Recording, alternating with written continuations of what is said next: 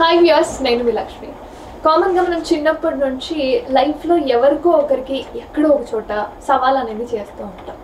But రాజుగాని సవాల్ అని చెప్పి ఆగస్ట్ 8న ఒక మూవీ అయితే మనం ముందుకు వస్తుంది అనమాట. రాజుగాని సవాల్ ముచ్చట ఏంటి అనేది వాళ్ళ టీం ఇప్పుడు నా ఎదురుగా ఉంది, ఒకసారి మాట్లాడతాం. హాయ్, రవీందర్ గారు hero and Sandhya Rathod heroine అనమాట. ఇంకొక హీరోయిన్ ఉంది, తను రాలేదు, బట్ తన గురించి కూడా తెలుసుకుందాం. రవీందర్ గారు, ఎలా అనిపించింది? లైక్ మీరు ఇప్పుడు ఫస్ట్ డెబ్యూ సినిమా, మీరే ప్రొడ్యూసర్గా మారి మీరే హీరోగా మారి సో సినిమాని ముందుకు తీసుకురావాలని ఎన్నో కష్టాలు పడి ఉంటారు, అర్థమైపోతుంది.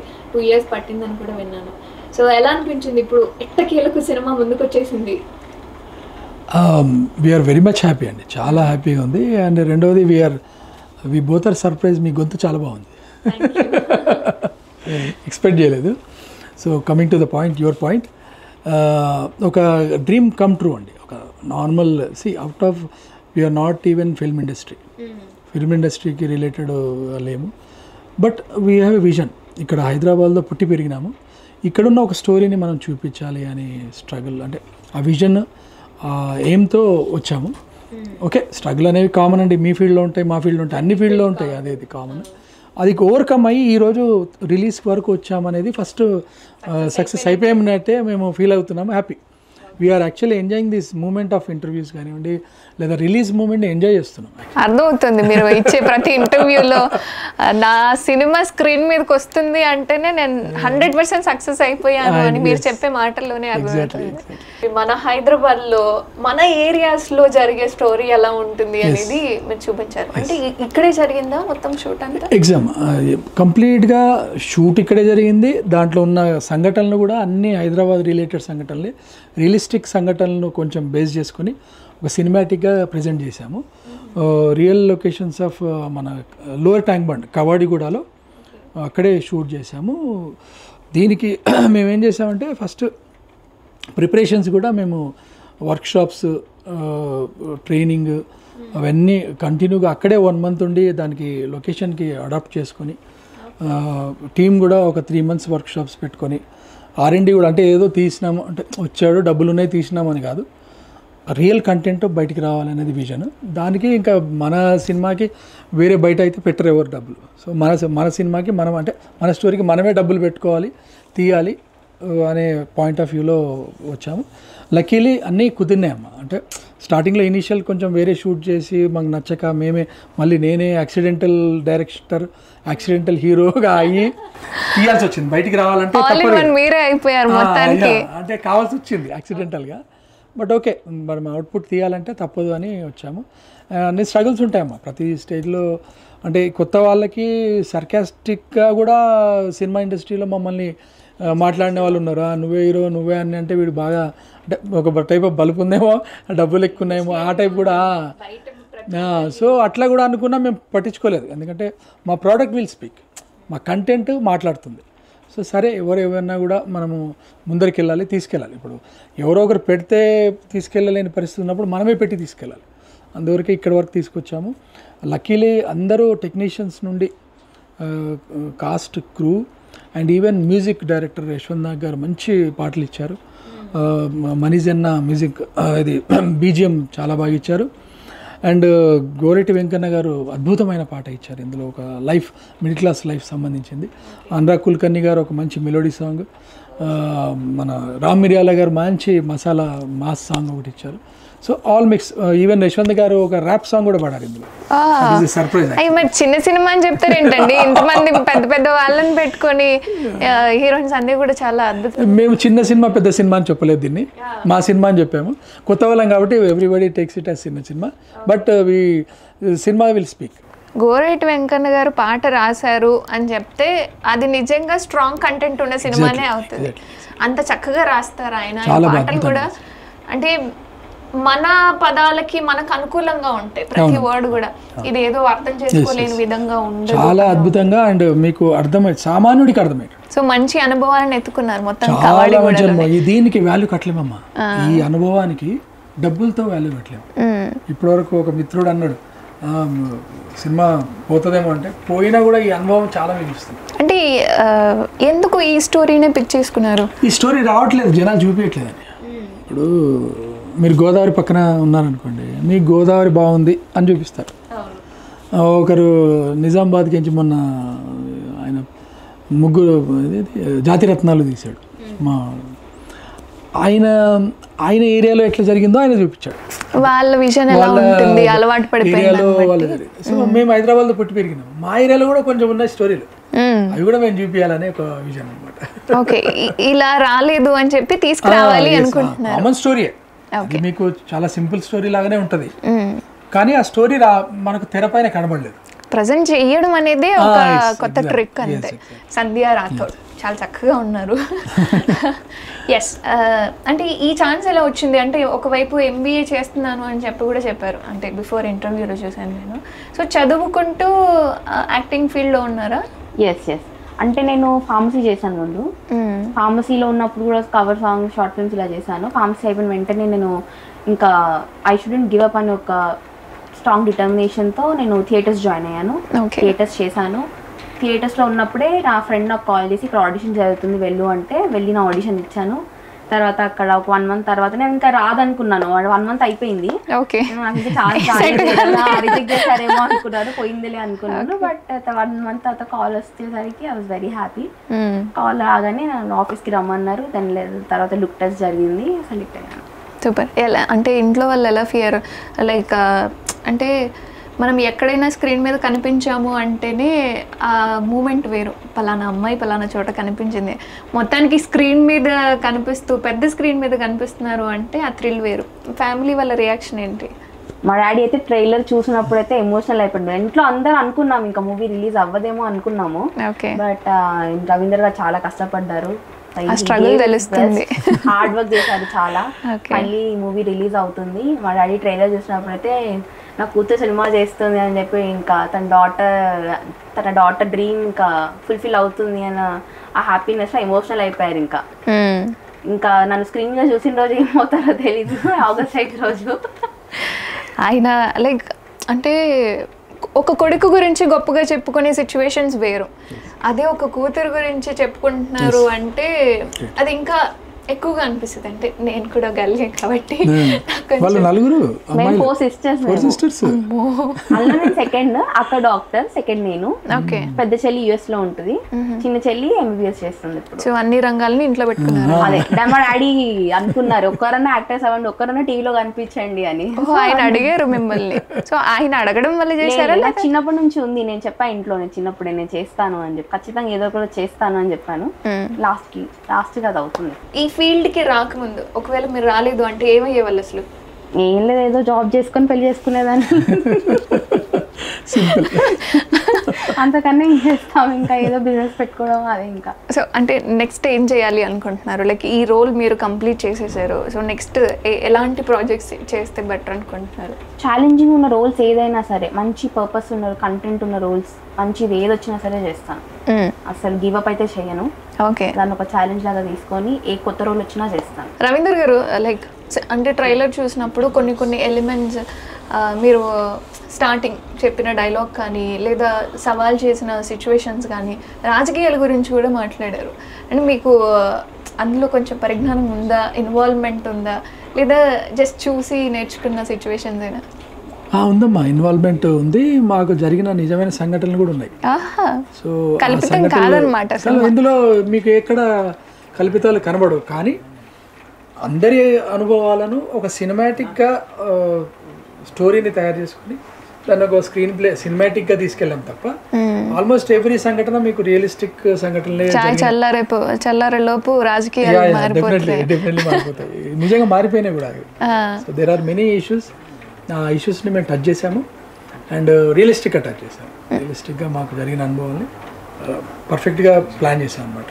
We tried our best to show it realistic. ఇప్పుడు రాజకీయాల్లో పవన్ కళ్యాణ్ గారు కూడా ఉన్నారు, ఆయన సినిమా హరిహర వీరమల్లు కూడా వచ్చింది.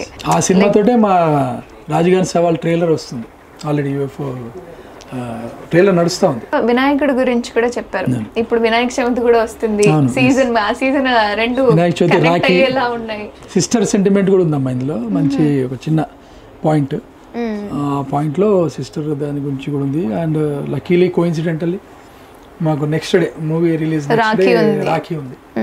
So we are very much happy. Coincident అంటే కలిసి వస్తున్నాయి అన్ని హ్యాపీగా అందరూ సినిమా చూసి హ్యాపీ ఫీల్ అవుతారని. మంచిదే కదా, 2 ఏళ్ల కష్టం మిమ్మల్ని ఇలా ముందుకు తీసుకెళ్ళి అన్ని విధాల అంటే సినిమాకు సంబంధించిన వాళ్ళ గురించి చెప్పారు. అంటే నాకు వినాయకుడి చందా అంటే లాస్ట్కి లేదు ఇలాంటి వాళ్ళు చాలా మంది అది చాలా అంటే మాకు అక్కడ చూపించి చాలా తక్కువ, ఇంకా ఎక్కువైంది. అవునా? మమ్మల్ని అసలు బయటికే పంపించి ఎలగొట్టేసిన టైప్ ఉంది. సరే we try to show maximum వెళ్ళిరా అంటే నార్మల్ గా సినిమాలో కాదు బయట. నిజంగానే చందాలు మేము వినాయకుడు పెట్టినప్పుడు చందాలు వసూలు చేసినాము. మాకు మా అనుభవాలే అవన్నీ, మా అనుభవాలే. ఓకే, మా అనుభవాలే. వెళ్ళిరా అనమాట మీరు. వెళ్ళినాము. డోర్లు వేసిన వాళ్ళు కూడా ఉన్నారు అయితే. డోర్లు అయితే ఇంకా ఆమె చెప్పేసింది, కొంతమంది చెప్పకుండా వేసేసారు. అంటే రీసెంట్గా వచ్చిన కొన్ని సినిమాలు సిస్టర్ సెంటిమెంట్కి సంబంధించినవి వస్తూ ఉన్నాయి.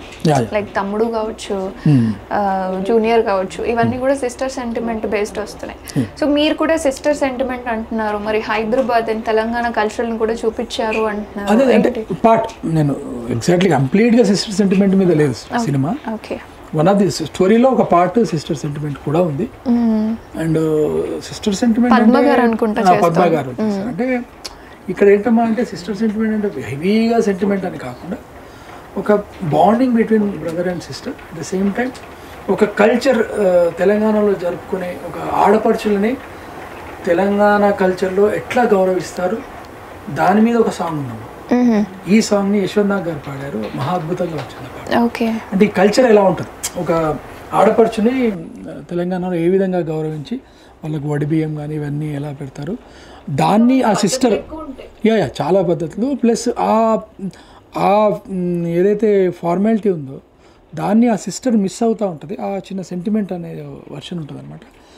దానికి చాలా వాల్యూ ఉంటుంది, ఇక్కడ చాలా వాల్యూ కడతారు. అది కూడా మేము దీంట్లో చూపించే ప్రయత్నం చేశాము. So let's see all comes అంటే మంచి అన్నీ కలగలిసిన ఒక సినిమా. క్లాసిక్ డ్రామా అమ్మ, హెవీగా కమర్షియల్గా ఉండదు, సింపుల్గా classic drama with nice music and పాటలు. అంటే రియల్ లైఫ్లో మీకు కూడా సిస్టర్ ఉన్నారా? సొంత సిస్టర్ స్టోరీ కొంచెం ఉంది అందులో. అంటే ఇందులో ఈ ఏదైతే ఇందులో స్టోరీ పెట్టామో మా ఓన్ సిస్టర్కి ఆ సంఘటన జరిగింది, మా ఓన్ సిస్టర్కి జరిగింది. రాజగన్ సవల్ గారు ఇది రవీందర్ గారి స్టోరీ అంటే ఎగ్జాక్ట్లీ అన్ని స్టోరీలు నాది కాదు, అందులో డిఫరెంట్ పీపుల్లో కొంచెం నా ఎలిమెంట్ కూడా ఉంది. నా 100% నా స్టోరీ కాదు అది. అంటే నా చుట్టుపక్కల ఉన్న వాళ్ళ స్టోరీలలో నాది కూడా కొంచెం స్టోరీ యాడ్ అయింది అంటున్నాను తప్ప నాట్ 100%. కామన్గా ప్రతి ఒక్కరికి ఉండే స్టోరీస్ ఇవి, లైక్ సిస్టర్స్ ఉన్నా లేదా వినాయకులు పెట్టాలనుకున్నా ఎక్కడో ఒకడ సవాళ్ళకి సంబంధించిన ఎదురైన గొడవలు, చిన్న గొడవలు. కానీ తర్వాత ఎలా అయింది దాని presentation on the screen, how we presented is important. అంటే రియల్ లైఫ్లో ఎక్కడైనా సవాల్ విసిరారా మీరు? లైఫ్కి సంబంధించింది నేను పలానా అవుతాను లేకపోతే పలానా అది చేస్తాను అని ఎక్కడైనా సవాల్ చేసిన సిచ్యువేషన్స్ ఉన్నాయా? లేకపోతే ఇది కూడా రియల్ స్టోరీ, ఇది కూడా నాది కొంచెం ఎలిమెంట్ కలిపాను అంటారా? సినిమా రిలీజ్ తర్వాత చెప్తారు. కామన్గా రియల్ అంటే కామన్గా ఉంటుందమ్మా. ఇప్పుడు సింపుల్గా చెప్పాలంటే అసలు నాకు పెళ్ళికి పిల్లని అని అన్నారు, అయ్యో సొంత ఇల్లు లేదని. అరే నీ పిల్లని అంటే అప్పుడు సవాళ్ళు అప్పుడు తీసుకున్నాను నేను, అదొక సవాల్ లాగా తీసుకున్నాను. ఎందుకు ఇయర్ పిల్లని మీరు? నేను కాదు, ఇల్లు కట్టి అప్పుడు పిల్లని అడుగుతాను. లేదని అన్నారు కదా, ఇల్లు తీసుకొని వస్తానని. ఇల్లు అంటే ఇల్లు సొంతంగా కొనుక్కొని అప్పుడు మళ్ళీ అంటే బ్యాంక్ లోన్ తీసుకున్నాను అనుకోండి. అప్పుడు మళ్ళీ మ్యారేజ్కి వెళ్ళి అప్పుడు పిల్లని ఫైనల్ చేశాను. అంటే అప్పుడు అది ఒక సవాల్గా తీసుకున్నాను. అంటే ఎగ్జాంపుల్ చెప్తానంటే జీవితంలో ఎన్నో సవాళ్ళు ఉంటాయి. సవాల్గా తీసుకుంటే పాజిటివ్గా you will win. If you take it negative, నా అట్లా అన్నారు అని మనం నెగిటివ్గా తీసుకోవద్దు. ఆ సవాలే నాకు మంచిగా అయింది కదా. ఆ సవాల్ నాకు ఏమైంది, నాకు ఒక ఊపుని తెచ్చి ఒక సాధించడానికి నాకు ఒక దారిని చూపించింది కదా. నేను సవాల్ తీసుకోవాలి, పాజిటివ్గా తీసుకోవాలని. ఈ సినిమాలో అదే ఈ సినిమాలో సవాల్ అనేది నెగిటివ్గా తీసుకోలేదు హీరో, పాజిటివ్గా తీసుకున్నాడు. పాజిటివ్గా తీసుకుని దాన్ని ఎట్లా సాధించాలని, పాజిటివ్గా ఎట్లా సంధ్య అనేది సినిమా. సంధ్య గారు ఆల్రెడీ థియేటర్స్ చేసి మీరు ఇప్పుడు స్క్రీన్ చూపిస్తున్నారు, స్క్రీన్ మీద కనిపిస్తున్నారు. ఎలాంటి హీరోయిన్ అవ్వాలి అనుకుంటున్నారు? ఎలా మీ ప్రెజెన్స్ని చూపించాలి అనుకుంటున్నారు? సౌందర్య గారి లాగా డిఫరెంట్ క్యారెక్టర్స్, సమంత గారి లాగా ఒక్కొక్క క్యారెక్టర్లో ఒక్కొక్క ఇంపార్టెన్స్ అవన్నీ నేను నాలో కూడా చూద్దాం అనుకుంటున్నాను ఒక్కొక్క మూవీలో. సమంత గారు ఏ సినిమా ఇష్టం? నాకు అన్ని మూవీస్ ఇష్టం కదా, అవి స్పెసిఫిక్ మూవీ అని లేదు. ఆ మూవీ యాక్చువల్లీ ఫస్ట్ చూడలేదు అది, కానీ నాకు సమంత గారు నచ్చిన తర్వాత ఆ మూవీ చూసాను నేను. ఎప్పుడు నచ్చింది? చాలా మూవీస్ నచ్చాయి అసలు, వెరీ ఇన్స్పైరింగ్ అసలు ఒక్కొక్క క్యారెక్టర్ తను చేసేవి. సో ఇంకోటి కీర్తి సురేష్ గారు కూడా మహానట్లో చేసింది కదా, సో అలా చేయాలి మనం కూడా, చాలా డిటర్మైన్గా డెడికేటెడ్గా ఉండి చేయాలి అని అనుకున్నాను. కామన్గా అంటే ట్రైలర్ మీ ఇద్దరి కాంబినేషన్లో బావమర్దళ్ళు అంటే మీ ఇద్దరు బాండింగ్ అలా చూపించారు. కొంచెం జెలస్ ఫీల్ అయ్యే సిచ్యువేషన్స్ కనిపిస్తున్నాయి నాకు మొత్తం. అంటే మిడిల్లో తను రావడం వల్ల ఏంది బావని విలువద్దా, నేను చెప్పొద్దా అని చెప్పి అట్లా జెలస్ ఫీల్ అయిన సిచ్యువేషన్స్ ఉన్నాయా నార్మల్గా బయట? రియల్ లైఫ్లోనా? నాకు బావలేదు. బాగుంటే తెలుస్తుండే, బావలేవారు లేరు. ఫ్రెండ్షిప్ లో అయినా జెలస్ ఉంటుంది కదా. ఉంటదిలే, ఫ్రెండ్స్ ఎవరైనా కొంచెం ఇంపార్టెన్స్ ఇవ్వకపోతే, లేకపోతే నా బెస్ట్ ఫ్రెండ్ కి ఇంకెవరైనా ఫ్రెండ్ దొరికింది అనుకో, ఏంతంత ఎక్కువ మాట్లాడకు నువ్వు అని చెప్పేసి. It's all about true love story. True love when you అంటే ట్రూగా మీరు ఒకరిని ప్రేమిస్తే ఆ జెలస్ మరదలే ఉండొచ్చు, లేదా ఒక నార్మల్ గర్ల్ ఫ్రెండ్ కూడా ఉండొచ్చు. బట్ ప్రేమించిన వ్యక్తి వేరే వాళ్ళతో కొంచెం క్లోజ్ ఉన్నది ఆ ఫీల్ కామన్, అది ఉంటుంది అంటారా? అట్లా 100% ఉండాలి, అది న్యాచురల్. అది లేదు అంటే ఇంకా అది ట్రూ లవ్ కాదు, నార్మల్ ఉంటుంది కదా. సో మొత్తానికి ఆగస్ట్ 8th అయితే స్క్రీన్ మీద ప్రేక్షకులు ముందుకు వస్తున్నారు. చిన్న సినిమా పెద్ద సినిమా అనేది కాకుండా మనలో జనరేట్ అవుతున్న కంటెంట్తో ఇప్పుడు ముందుకు వస్తున్నారు. సో ఆడియన్స్కి ఏం చెప్పాలనుకుంటున్నారు? సో 8th మంచి రాఖీ పండుగ నెక్స్ట్ డే, మంచి సినిమా చూసి మంచి పండుగ వాతావరణంలో మంచి హ్యాపీ మోడ్లో సినిమా చూడండి, హ్యాపీ మోడ్లో రండి. మంచి you will enjoy that classic drama with musical hit అవుతుందండి కంపల్సరీ. మీరు పెట్టిన 150 రూపాయలు 200 వాట్ ఎవర్ ఆ సినిమాకి హ్యాపీగా రిలాక్స్గా అంటే సింపుల్ క్లాసిక్ డ్రామాని చూసి వచ్చామనే సాటిస్ఫాక్షన్ అయితే ఇవ్వగలమని కాన్ఫిడెన్స్ మాకుంది. సినిమా థియేటర్ ఎక్స్పీరియన్స్ కూడా ఇవ్వగలం. తప్పకుండా చూడాలి 8th. సూపర్. సంధ్య గారు, so this is a family oriented movie. చిన్న పిల్లల నుంచి పెద్దవాళ్ళ వరకు ఎవరైనా సరే మూవీకి వెళ్ళి మూవీ చూసేసి ఒక ఫీల్ గుడ్ మూవీ ఇది హ్యాపీగా బయటికి వస్తారని నేను నమ్ముతున్నాను. అండ్ నా క్యారెక్టర్కి వస్తే the girl next door, girl next door అలాంటి మంచి క్యారెక్టర్ ఒకటి. అందరూ గర్ల్స్ అందరూ రిలేట్ అవుతారు, బావ వాళ్ళు కూడా ఎవరికైనా మరదలు ఉంటే వాళ్ళు కూడా రిలేట్ అవుతారు. ఖచ్చితంగా అందరూ మూవీ థియేటర్స్లో చూడండి. Thank you so much.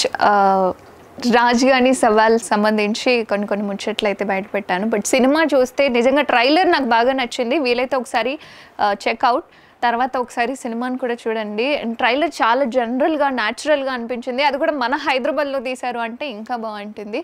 Thank you so much అండి. Thank you.